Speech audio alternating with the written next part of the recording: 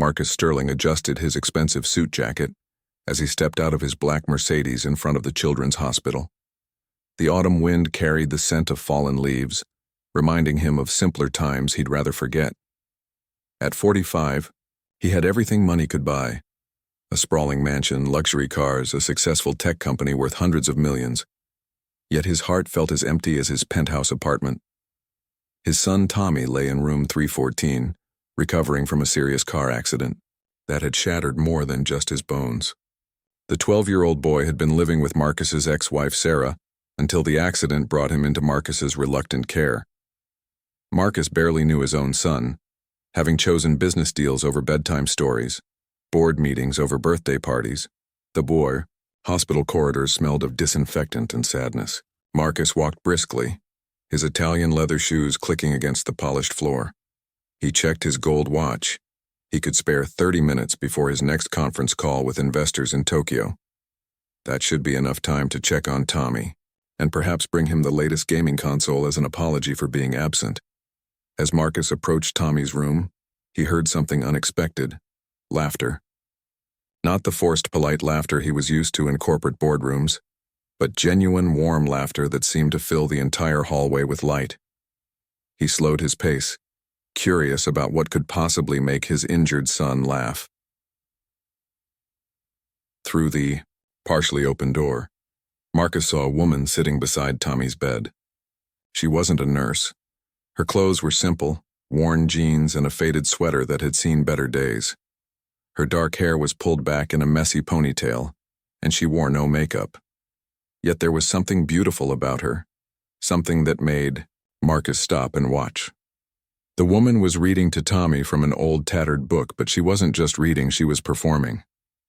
Her voice changed for each character, making Tommy giggle as she acted out a dragon chasing a brave knight. Her hands moved expressively, painting pictures in the air that only Tommy could see. And then, she said in a dramatic whisper, the dragon realized he wasn't scary at all. He was just lonely and needed a friend. Tommy's eyes were bright with wonder, brighter than Marcus had seen them in years. The boy's leg was in a cast, his arm in a sling, but he seemed to have forgotten all about his pain. When was the last time Marcus had seen his son this happy? "Miss Elena," Tommy said, his voice filled with excitement. "Do you think the dragon and the knight became best friends?" "I think they did," Elena replied, gently touching Tommy's forehead. "Sometimes the people we think are different from us turn out to be exactly what we need." Marcus felt something stir in his chest, a feeling he'd buried under years of business, success and emotional walls. This stranger was giving his son something Marcus had never been able to provide: genuine care and attention. Elena closed the book and smiled at Tommy. "Your dad should be here soon. Are you excited to see him?" Tommy's face fell slightly. "I guess. He's always busy, though. He'll probably just bring me another expensive toy and leave." The words hit Marcus like a punch to the stomach. Is that really how his son saw him? As nothing more than a wallet with legs? "Maybe he's learning how to be a better dad," Elena said softly. "Sometimes grown-ups need practice too. We all make mistakes, but the important thing is trying to do better." Marcus stepped back from the door, his mind racing. This woman understood his son better in one afternoon than he had in 12 years. Who was she? A volunteer? A therapist? Why did she care so much about a boy she'd probably just met? He decided to wait a few more minutes, wanting to observe this mysterious woman who had brought such joy to his son's face. Elena pulled out a small notebook and began showing Tommy how to fold paper airplanes. Soon the room was filled with white paper planes, each one carrying Tommy's wishes and dreams. "Where do you think they'll fly?" Elena asked as Tommy launched another plane. "Maybe to my mom," Tommy said quietly. "I miss her. Dad says she's in heaven now, but sometimes I think she might come back." Elena's hands stilled for a moment, and Marcus saw her take a deep breath. "Your mom loved you very much, Tommy. Even though she can't be here, that love is still with you. It's in every kind person who cares about you, in every moment of happiness you feel." Marcus felt his throat tighten. Sarah had died in the same accident that injured Tommy. The guilt of not being there, of being in another country closing a business deal while his family needed him, aided him every day. A nurse appeared in the hallway, approaching Marcus. "Mr. Sterling? I'm sorry to disturb you, but there's been a change in Tommy's medication schedule. Dr. Peterson would like to speak with you." The conversation with the doctor took longer than expected. Tommy's recovery was progressing well, but he would need extensive physical therapy and emotional support. The doctor emphasized the importance of family involvement, something that made Marcus uncomfortable. He'd always solved problems with money, not time or emotional investment. When Marcus finally returned to Tommy's room 45 minutes later, Elena was gone. Tommy was sleeping peacefully, clutching a small paper crane that hadn't been there before. On the bedside table was the old book Elena had been reading from, along with a note written in elegant handwriting. "Stories have power to heal. Please," read to him. Marcus picked up the book, running his fingers over its worn cover. Inside the front cover, someone had written, "Property of Lincoln Elementary School Library." This gave him an idea of where to start looking for the mysterious woman who had touched both his son's life and something deep within his own heart.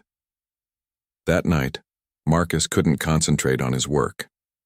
Instead of reviewing quarterly reports, he found himself thinking about Elena's gentle voice, the way she'd made Tommy laugh, and the wisdom in her simple words. For the first time in years, Marcus Sterling, a man who commanded boardrooms and closed million-dollar deals, felt like he had something important to learn from someone who seemed to have very little in terms of material wealth, but everything that truly mattered. He made a decision that would change everything. Tomorrow he would find this woman and discover why a complete stranger cared more about his son's happiness than he did. The next morning, Marcus arrived at Lincoln Elementary School before most of the staff. The building looked tired and underfunded, with peeling paint on the walls and a playground that had seen better days. This was a world away from the private academies he was used to, where everything gleamed with fresh money and privilege. The librarian, Mrs. Henderson, was a kind woman in her 60s who wore reading glasses on a colorful chain. When Marcus explained he was looking for someone named Elena, who had borrowed a book, she smiled knowingly. "You must mean Elena Rodriguez," she said, pulling out a worn card catalog. "She volunteers here twice a week, helping children with reading. Such a sweet girl, though she's had a hard time lately." Marcus felt his pulse quicken. "Hard time?" "Lost her job at the marketing firm about 6 months ago," Mrs. Henderson explained, shaking her head sadly. "Budget cuts, they said. She's been working part-time at the diner on 5th Street while looking for something permanent. Still finds time to volunteer, though. That's the kind of person she is." The information surprised Marcus.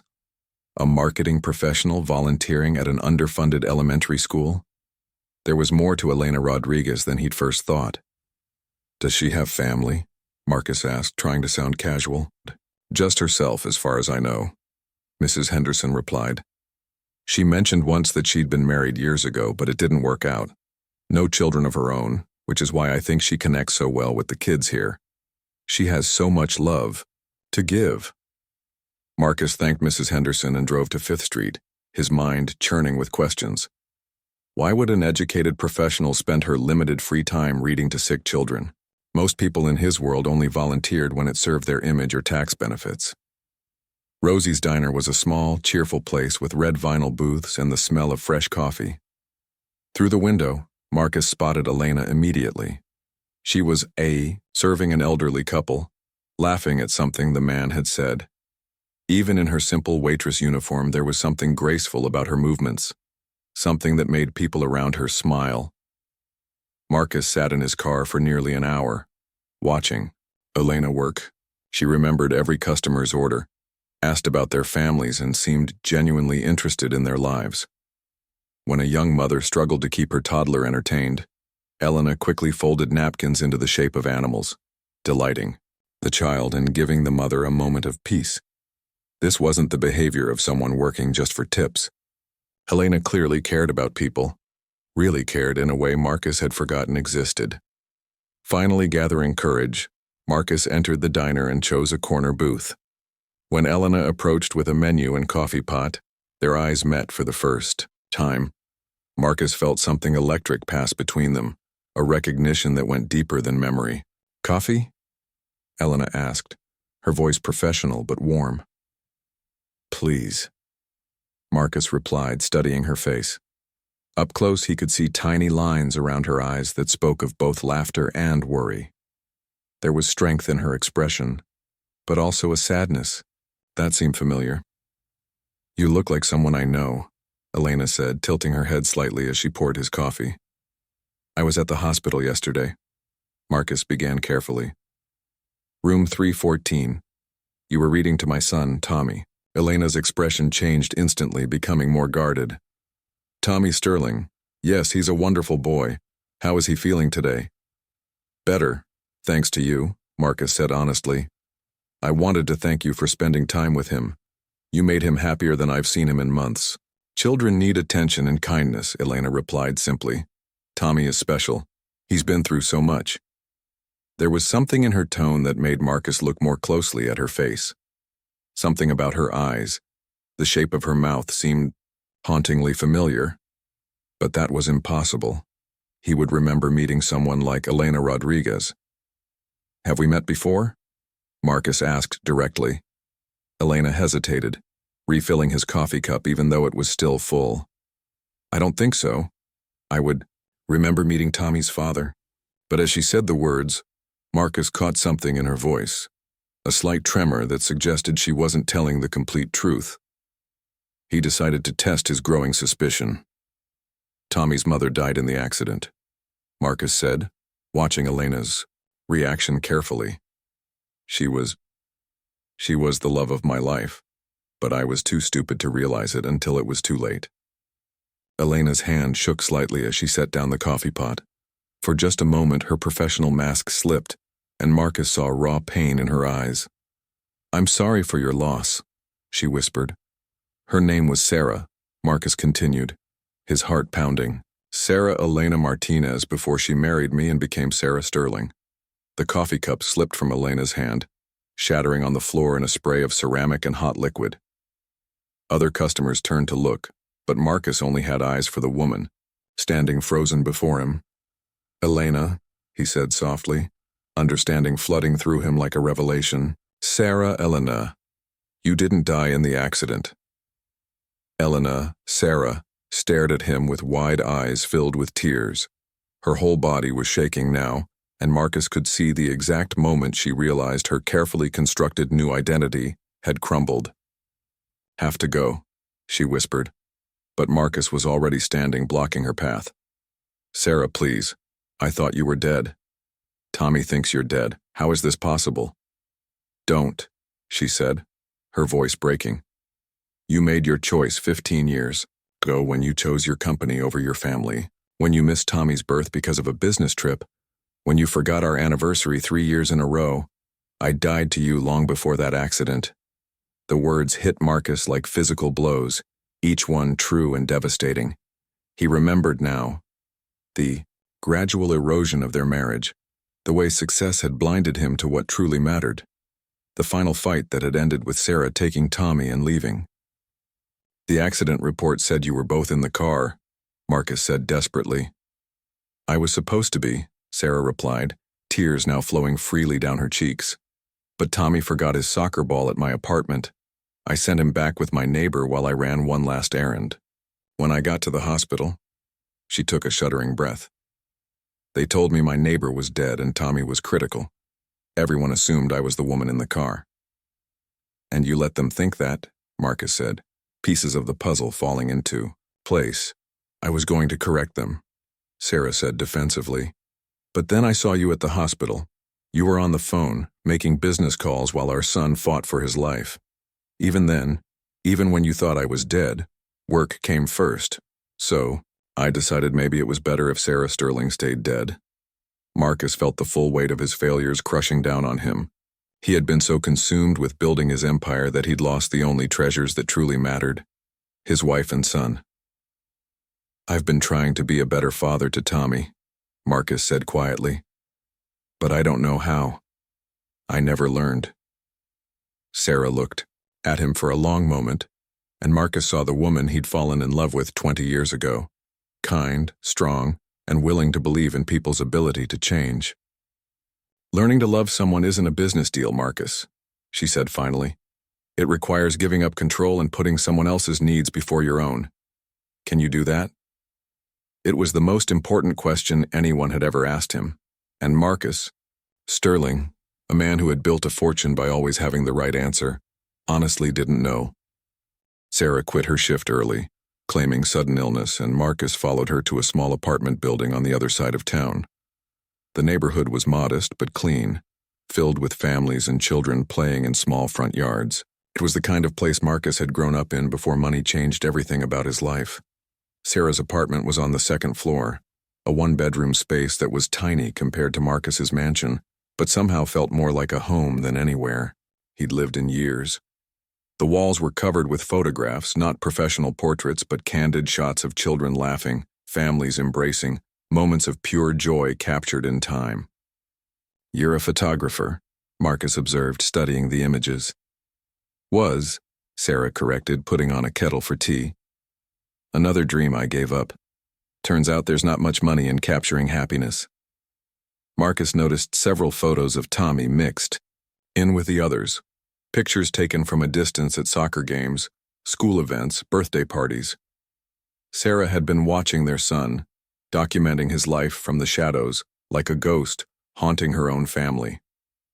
"How long have you been visiting him at the hospital?" Marcus asked. "Every day since the accident," Sarah admitted. "I volunteer with different children, but Tommy, I couldn't stay away.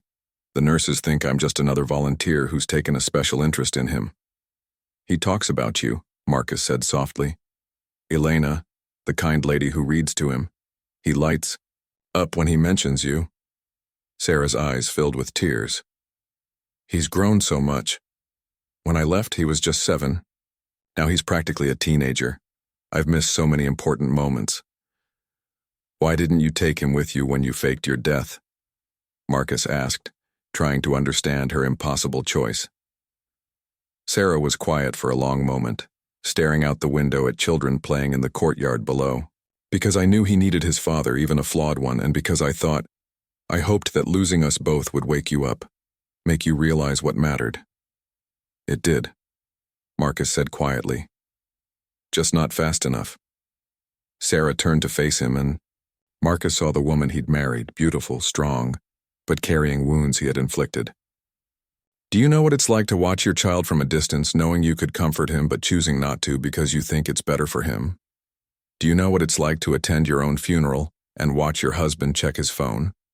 During the eulogy, the accusation hung in the air between them like a physical blow." Marcus remembered that day, the crushing grief, the guilt. But yes, he had checked his phone. Even in his darkest moment, the habits of a lifetime had been stronger than his pain. "I was broken," Marcus said, his voice barely above a whisper. "When I thought you were dead, when Tommy was hurt, I didn't know how to handle feelings that big. Work was the only thing that made sense anymore." "Work was always the only thing that made sense to you," Sarah replied, but her tone was sad rather than angry. "I used to wonder if you loved your company more than you loved us." "I thought I was doing it for you and Tommy," Marcus said desperately. "Every deal, every success, I told myself it was to give you both a better life." "We didn't need a better life, Marcus. We needed you." The simple truth of her words broke something inside him. Marcus had spent 15 years building walls around his heart, convincing himself that providing financially was the same as providing emotionally. Now, faced with the woman he'd lost through his own choices, those walls crumbled. "I know I failed you both," Marcus said, tears he hadn't shed in decades beginning to fall. "I know I chose work over birthday parties, business trips over bedtime stories. I know I missed Tommy's first steps, his first words, his first day of school. I know I was a terrible husband and an absent father." Sarah watched him carefully, perhaps seeing genuine emotion from him for the first time in their marriage. "But I want to change," Marcus continued. "These past few weeks with Tommy in the hospital, I've started to understand what I lost. Watching You with him yesterday, seeing how happy you made him with just your presence and attention. It made me realize that all my success means nothing if the people I love aren't in my life to share it. Change isn't just wanting, Marcus, Sarah said softly. It's doing. Every day, making different choices. Putting Tommy's soccer game before your board meeting. Reading him bedtime stories instead of reviewing contracts. Actually listening when he talks instead of planning your next business move. Teach me, Marcus said suddenly. Please. I know I don't deserve another chance, and I know I hurt you in ways that might never heal. But Tommy needs his mother, and I need to learn how to be the man you both deserved all along. Sarah stared at him for a long moment. You're asking me to come back from the dead, Marcus, to risk Tommy's heart and my own on the possibility that you've really changed. What happens when the next big business opportunity comes along? What happens when changing means sacrificing profit?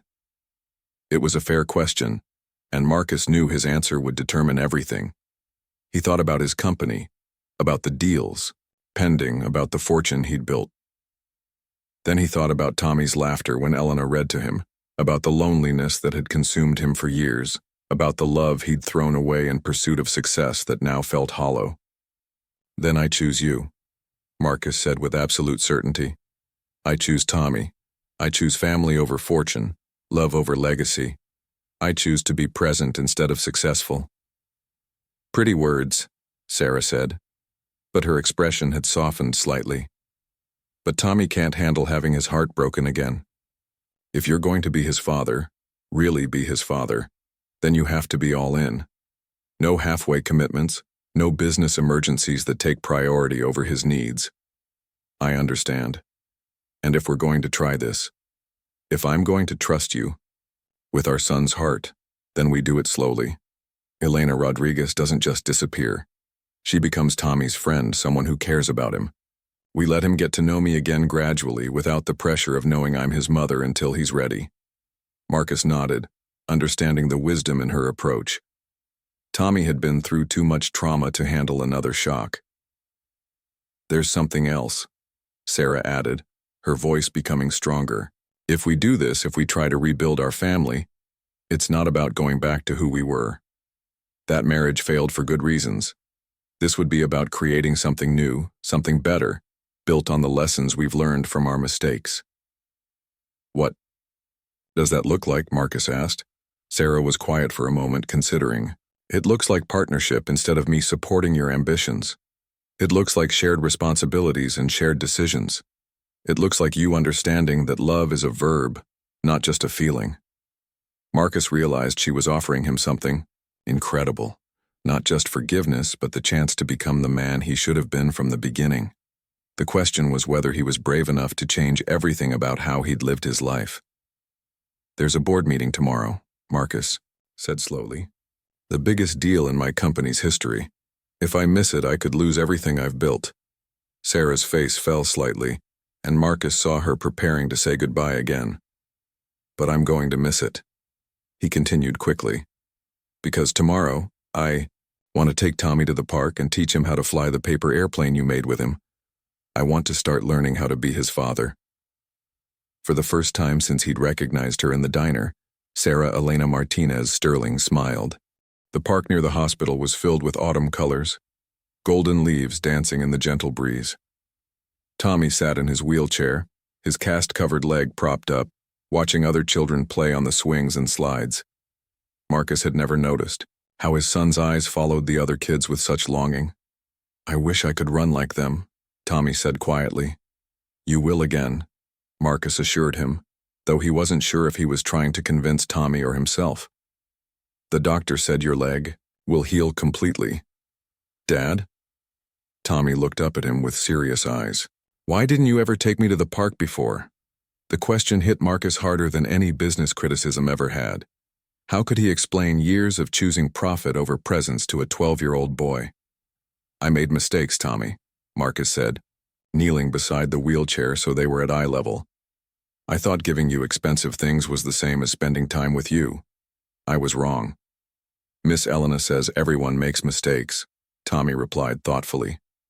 She says the important thing is learning from them. Marcus smiled at the wisdom of the woman who was slowly becoming the bridge between him and his son.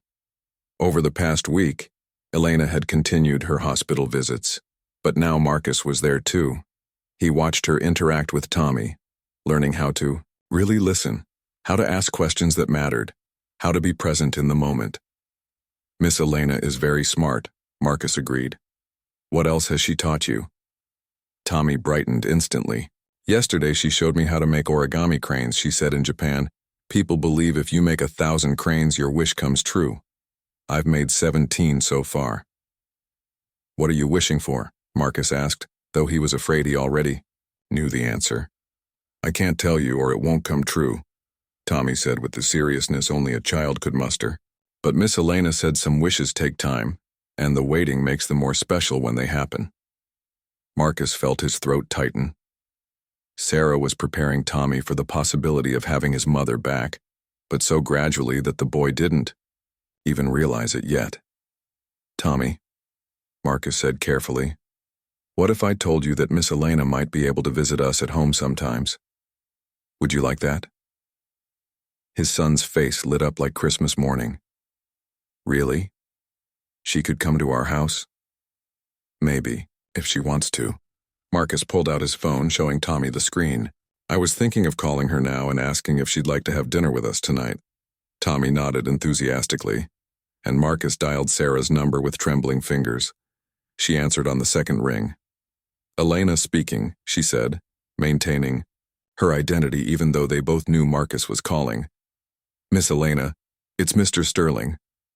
Tommy and I were wondering if you'd like to join us for dinner tonight. There was a pause, and Marcus could imagine Sarah considering the implications. Taking their relationship outside the hospital was a big step. I would love to, she said finally. Should I meet you at your house? Marcus gave her the address, and after hanging up, he realized he had no idea how to prepare dinner for guests. For years, he'd either eaten at expensive restaurants or had meals catered by professional services. The idea of cooking a simple meal for his son and the woman he was learning to love again seemed impossible. Tommy, what's your favorite food? Marcus asked. Miss Elena makes the best grilled cheese sandwiches, Tommy said without hesitation. She taught me the secret. You have to butter the bread on the outside and use 2 different kinds of cheese. Marcus made a mental note to stop at the grocery store, another first for him. When was the last time he'd shopped for food instead of having someone else handle such mundane tasks? That evening, Marcus stood in his pristine kitchen, staring at ingredients he'd never used before. Bread, butter, cheddar cheese, Swiss cheese.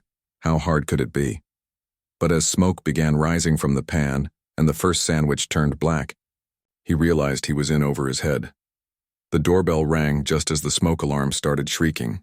Marcus opened the door to find Sarah standing there with a knowing smile and a bag of groceries. Rough start to dinner? She asked, stepping inside and immediately turning off the stove. I've successfully run a multi-million-dollar company, Marcus said sheepishly. But apparently I can't make a sandwich. Different skills. Sarah laughed, and the sound filled the enormous house with warmth it had never held before. Where's Tommy? Living room, probably wondering if his father is trying to burn down the house. They found Tommy watching television, his wheelchair positioned so he could see into the kitchen. When he saw Elena, his whole face transformed with joy. Miss Elena, Dad was trying to cook for you, but I think he needs help. Then let's all cook, together, Sarah suggested. Tommy, do you think you can direct operations from your wheelchair? Be our head chef? For the next hour, Marcus's formal dining room was transformed into something he'd never experienced. A real family dinner. Sarah taught him how to properly grill sandwiches, while Tommy called out instructions and laughed at his father's clumsy attempts. They ate at the kitchen island instead of the grand dining room table. And Marcus realized that all the expensive meals he'd eaten in his life paled in comparison to simple grilled cheese made with love. This is the best dinner ever, Tommy declared, taking another bite of his sandwich. Why? Marcus asked, genuinely curious. Because we're all together, Tommy said simply. It feels like a family. Marcus saw Sarah's eyes fill with tears at their son's words. This was what they'd both wanted all along. Not grand gestures or expensive gifts, but simple moments of connection and love. After dinner, they moved to the living room where Sarah helped Tommy work on his origami cranes. Marcus watched them together, marveling at how natural they seemed, how easily they communicated. When Tommy yawned and started nodding off, Sarah suggested it was time for bed. "But I don't want Miss Elena to leave," Tommy protested sleepily. "I'll help your dad get you ready for bed," Sarah offered. Would that be okay? Marcus had never actually put Tommy to bed himself. That had always been the nanny's job or Sarah's when they were married. But tonight, with Sarah's guidance, he learned how to help his son into pajamas, brush his teeth, and tuck him in properly. "Dad?" Tommy said as Marcus was about to turn off the light. "Yeah, buddy?" "I like it when Miss Elena is here. She makes you smile more."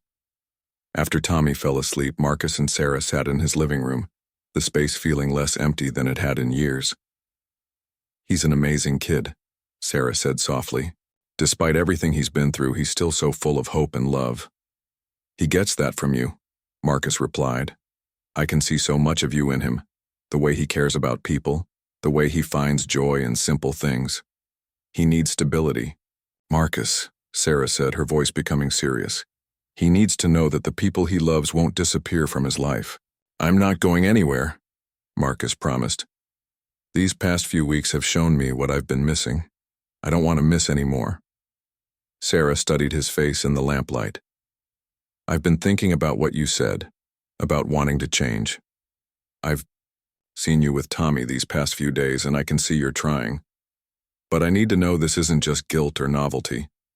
I need to know you understand that being a father, being a partner, means showing up every day, even when it's hard, even when it's boring, even when there's nothing exciting or profitable about it."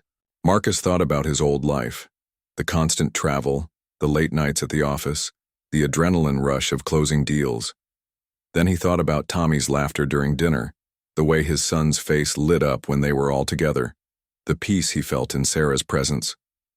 "I spent 15 years chasing success I thought would make me happy," Marcus said quietly. "But I was never happy, not really. These few weeks with you and Tommy, making sandwiches, folding paper cranes, reading bedtime stories, I felt more alive than I have in years." "This is real life, Marcus," Sarah warned. "It's not always magical moments and perfect dinners. It's sick days and homework battles and teenage attitudes. It's putting someone else's needs before your own, every single day." "I want all of it," Marcus said with absolute certainty. "The good days and the bad days, the easy moments and the hard ones. I want to be Tommy's father, and if you'll let me, I want to earn the right to be your husband again." Sarah was quiet for a long moment, and Marcus held his breath, knowing that his entire future hung on her next words. 3 weeks later, Tommy was finally ready to come home from the hospital.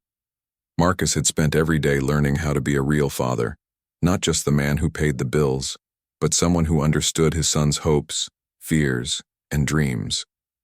Sarah had been there for most of it, still as Elena Rodriguez, helping both father and son navigate their new relationship. The house felt different now. Marcus had removed the formal barriers that made it feel like a museum instead of a home. The living room had comfortable furniture where Tommy could rest his healing leg. The kitchen was stocked with ingredients for simple meals they could cook together. Most importantly, the walls now held photographs, real family moments captured during their recent time together. Tommy sat in his wheelchair by the window, working on his origami cranes. He was up to 43 now, each one carefully crafted, and displayed on a special shelf Marcus had installed. His wish remained secret, but Marcus suspected he knew what it was. "Miss Elena is coming for dinner again tonight, right?" Tommy asked, not looking up from his paper folding. "Yes, she'll be here at 6, Marcus confirmed. He and Sarah had talked extensively about when and how to reveal the truth to Tommy. They'd decided that tonight, after weeks of building trust and connection, it was time for their son to learn that his mother was alive. "Dad, can I ask you something?" Tommy set down his crane and looked at Marcus seriously. "Of course, buddy. Anything." "Why did you never talk about Mom? I mean, before the accident? Other kids at school talked about their parents, but whenever I asked about Mom, You just said she had to go away. Marcus felt his chest tighten. Even at 7 years old, Tommy had sensed the pain in his parents' relationship. I wasn't ready to talk about losing her. It hurt too much, and I didn't know how to explain it to you. But you didn't lose her then? Tommy said with startling insight. You lost her before that, didn't you? The wisdom in his son's words took Marcus by surprise. How did you know that? Miss Elena told me that sometimes grown-ups stop seeing each other even when they're living in the same house. She said sometimes people need space to figure out how to love each other better. Marcus realized that Sarah had been preparing Tommy for tonight's revelation in ways he hadn't even noticed. Every story she told, every piece of advice she offered, had been laying the groundwork for him to understand their complicated family history. When Sarah arrived that evening, she seemed nervous in a way Marcus hadn't seen since that first day at the diner. She carried a small gift bag and kept fidgeting with the handles. What's in the bag, Miss Elena? Tommy asked curiously. Something special, Sarah replied, her voice slightly shaky. But first, your dad and I need to talk to you about something very important. They gathered in the living room, Tommy in his wheelchair between Marcus and Sarah on the couch. Marcus reached over and took Sarah's hand, offering her strength for what was about to be the most important conversation of their lives. Tommy, Marcus began carefully, do you remember when I told you that your mother died in the car accident? Tommy nodded, his expression growing serious. Well, that wasn't exactly true, Marcus continued. I thought it was true, and so did everyone else. But we were wrong. I don't understand, Tommy said, looking confused. Sarah leaned forward, her eyes glistening with unshed tears. Tommy, do you remember your mother at all? You were 7 when she went away. A little bit, Tommy said slowly. She used to read to me at bedtime, and she made really good grilled cheese sandwiches, and she sang when she was happy. He paused, thinking. Why? Sarah opened the gift bag and pulled out a small, worn photo album. I brought some pictures I thought you might like to see. She opened to the first page, revealing photos of a younger Sarah holding a baby Tommy. As she turned each page, showing pictures of birthday parties, first steps, and family moments, Tommy's eyes grew wider. Miss Elena, he whispered, staring at a photo of Sarah pushing him on a swing. This lady looks just like you. That's because it is me, sweetheart, Sarah said softly, tears now flowing freely down her cheeks. I'm your mother. Tommy stared at her for a long moment, his young mind processing this impossible information. But Mom died. Dad said you died in the accident. I was supposed to be in that car, Sarah explained gently. But at the last minute, I stayed behind to run an errand. When I got to the hospital and saw you were hurt, and everyone thought I was the woman who died, I let them think that because your dad and I had been fighting so much. I thought maybe it would be better for you if I stayed away. But you didn't stay away, Tommy said, understanding beginning to dawn in his eyes. You've been Miss Elena all along. Yes, baby. I've been watching over you, making sure you were okay. I couldn't stay completely away because I love you too much. Tommy was quiet for what felt like an eternity, his hands absently folding and unfolding one of his paper cranes. Finally, he looked up at both his parents. So you're both here now? Both of you want to be my parents again? More than anything in the world, Marcus said, his voice thick with emotion. But what if you start fighting again? What if you decide you don't want to be married anymore? Sarah and Marcus exchanged a look, both understanding that this was the heart of Tommy's fear. That the adults in his life would disappear again, leaving him abandoned and alone. Tommy, Sarah said, moving closer to his wheelchair. Your dad and I are different people than we were before. We've both learned things about what's important in life. We're going to work very hard to make sure our family stays together. And even if Mom and I ever disagree about things, Marcus added, we will never, ever leave you again. You are the most important thing in both our lives. Tommy studied both their faces as if trying to determine whether he could trust their promises. Can I ask you something, Mom? The word mom from his lips made Sarah break down completely. She nodded, unable to speak. Why didn't you tell me who you were when you first came to the hospital? Because I was scared, Sarah admitted honestly. I was scared you might be angry with me for leaving. I was scared you might not remember me or love me anymore. I was scared that if I came back into your life, it might hurt you more. Tommy considered this, then reached into his collection of origami cranes and pulled out the very first one Sarah had taught him to make.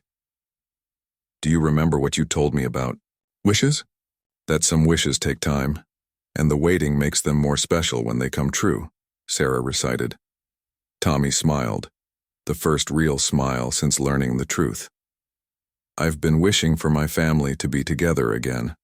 All 1,000 cranes have been for the same wish. Marcus felt his heart break and heal at the same time. His son had been carrying the burden of their broken family, wishing and hoping for something that seemed impossible. How many cranes do you have now? Sarah asked. 43, Tommy replied. Well, Marcus said, an idea forming. What if we all worked together to finish the 1,000? What if making them became something we do as a family? Tommy's face lit up with hope and joy. Really? All of us together? Every single one, Sarah promised. And when we're done, we'll hang them all up and celebrate your wish coming true. For the first time since the accident, Tommy asked to get out of his wheelchair. With Marcus and Sarah supporting him on either side, he stood shakily on his good leg and wrapped his arms around both his parents. I love you, Mom, he whispered to Sarah. I missed you so much.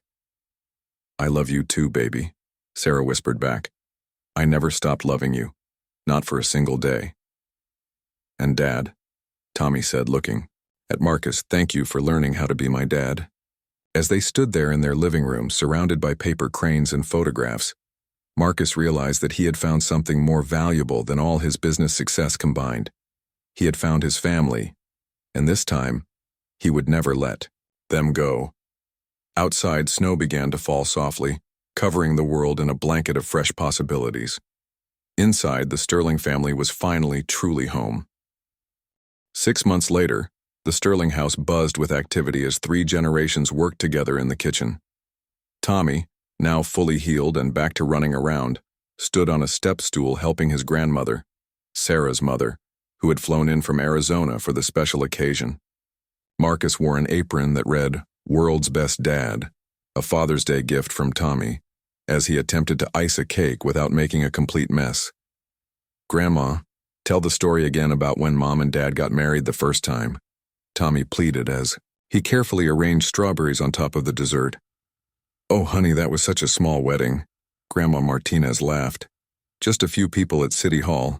Your mother wore a simple dress from the department store, and your father was so nervous he forgot his own name when the judge asked.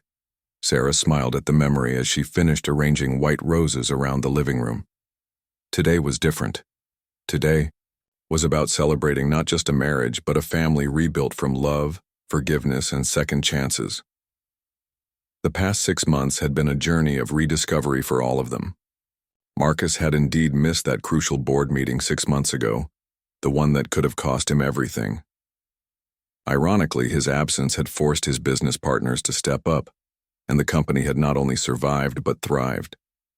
More importantly, Marcus had learned to delegate, to trust others, and to understand that his worth wasn't measured solely by his professional achievements. He had sold his penthouse office and moved his workspace to a smaller building closer to home. He left work at 5 o'clock every day to have dinner with his family. He attended every one of Tommy's soccer games, cheering louder than any other parent on the sidelines.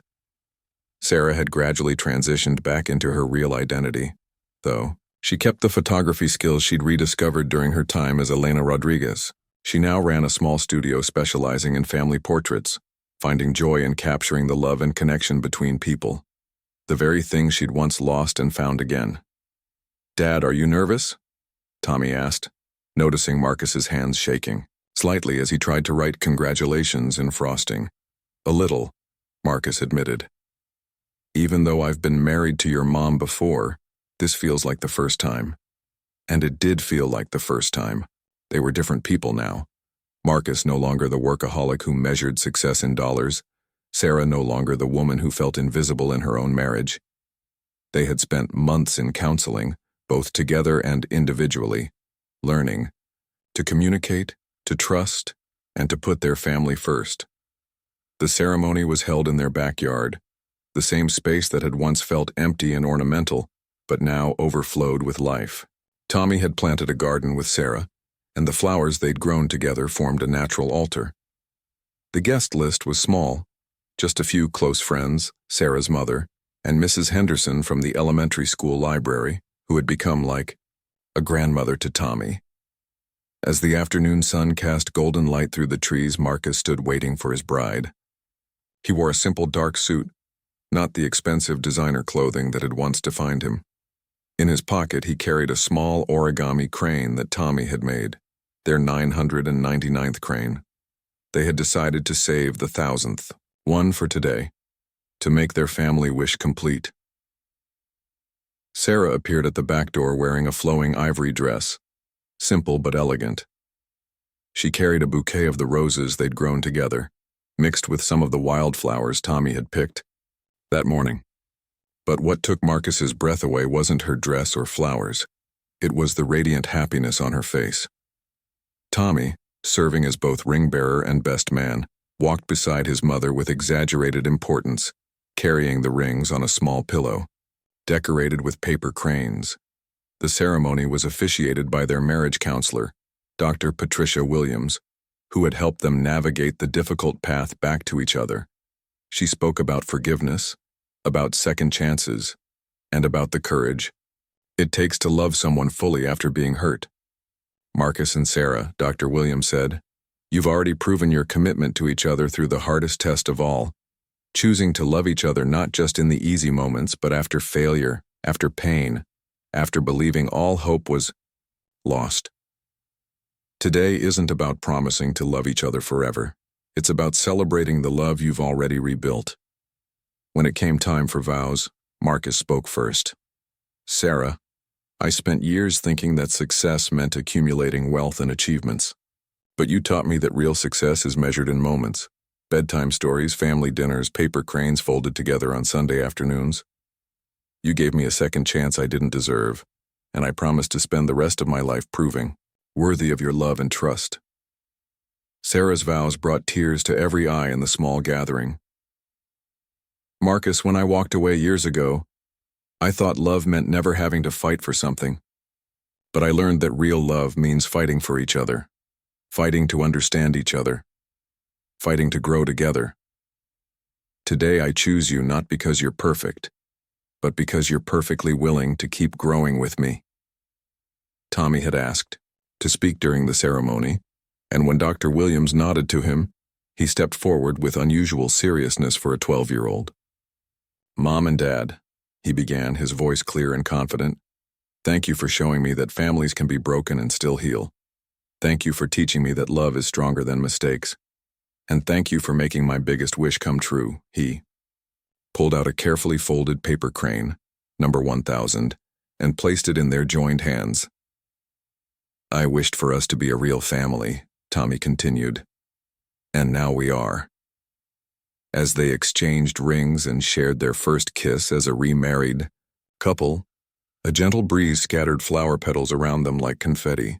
Their small group of witnesses cheered, but Marcus only had eyes for Sarah and Tommy. His family, his true wealth, his greatest success. The reception was held right there in the backyard, with Mrs. Henderson's homemade tamales, a playlist of their favorite songs, and dancing under string lights that Tommy had helped hang. As the evening grew late and their few guests began to leave, the three of them sat together on their back porch, watching fireflies dance in the gathering darkness. What do we wish for now? Tommy asked, leaning against his mother as she sat between him and Marcus on the porch swing. I don't think we need to wish for anything else, Sarah said softly. We have everything we need right here. Marcus wrapped his arm around both his wife and son, feeling a contentment he'd never known existed. His phone buzzed with what was probably an important business call, but for the first time in his adult life, he didn't even glance at it. Nothing could be more important than this moment, this family, this love they'd fought so hard to rebuild. Above them, 1,000 paper cranes hung in the trees, each one representing a hope, a prayer, a day when their wish for family had seemed impossible. Now they danced gently in the evening breeze, a testament to the power of second chances and the magic that happens when we choose love over everything else. In the distance, church bells rang the hour, but the Sterling family wasn't counting time anymore. They were living in it, breathing it, celebrating every precious moment they had together. Because they had learned the most important lesson of all, that true wealth isn't measured in dollars or achievements, but in the love we share and the time we spend with the people who matter most. Their story of loss and redemption was complete, but their story of love and family was just beginning.